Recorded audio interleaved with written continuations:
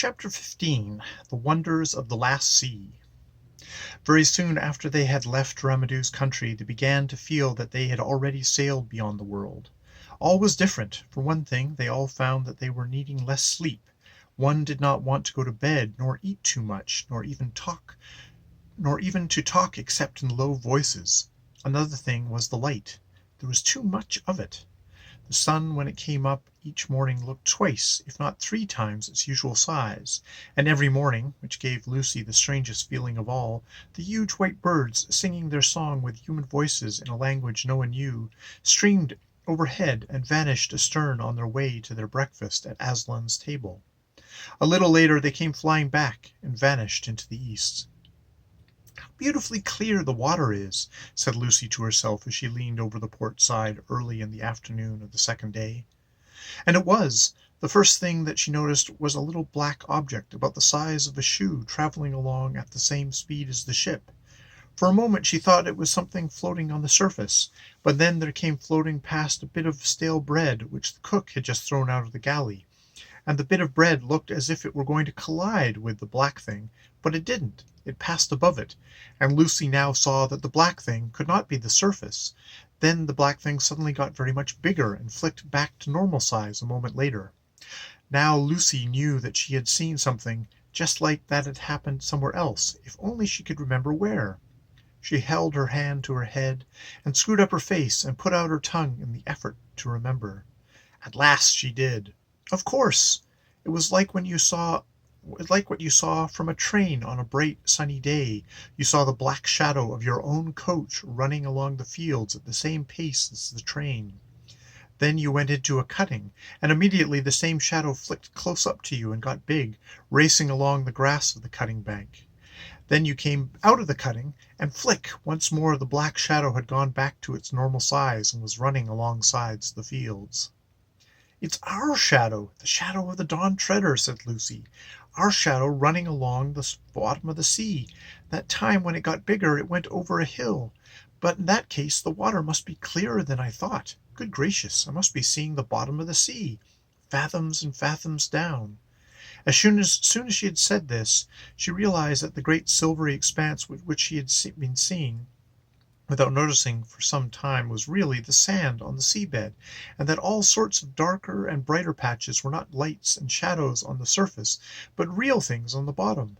At present, for an instant, they were passing over a mass of soft purply green with a broad winding strip of pale gray in the middle of it. But now that she knew that it was on the bottom, she saw it much better.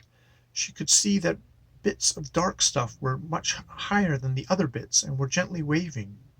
"Just like trees in the wind," said Lucy. "I do believe that's what they are. It's a submarine forest."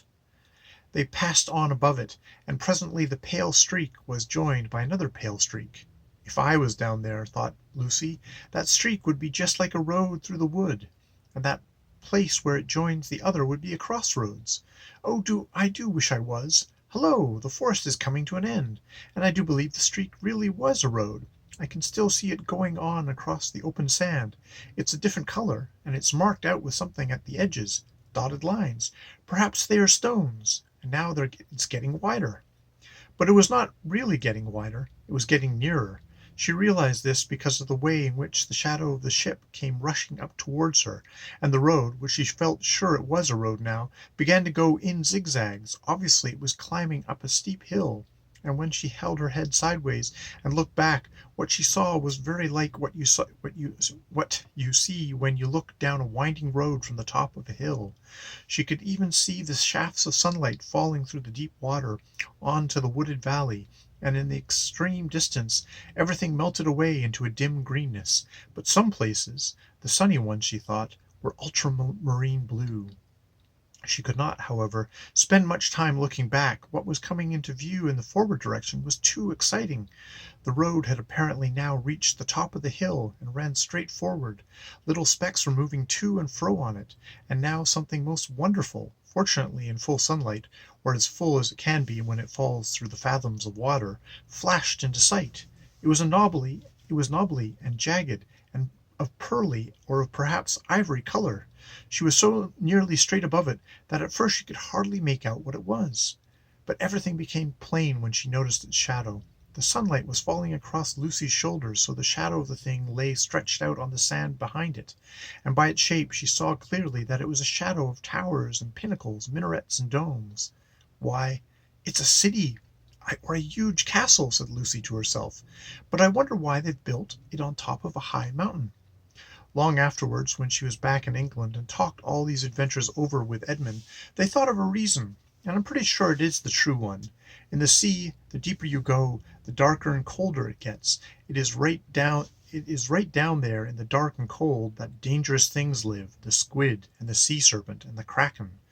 The valleys are wild, unfriendly places. The sea people feel about their valleys as we do feel about mountains. We feel about their mountains as we'd feel about their valleys.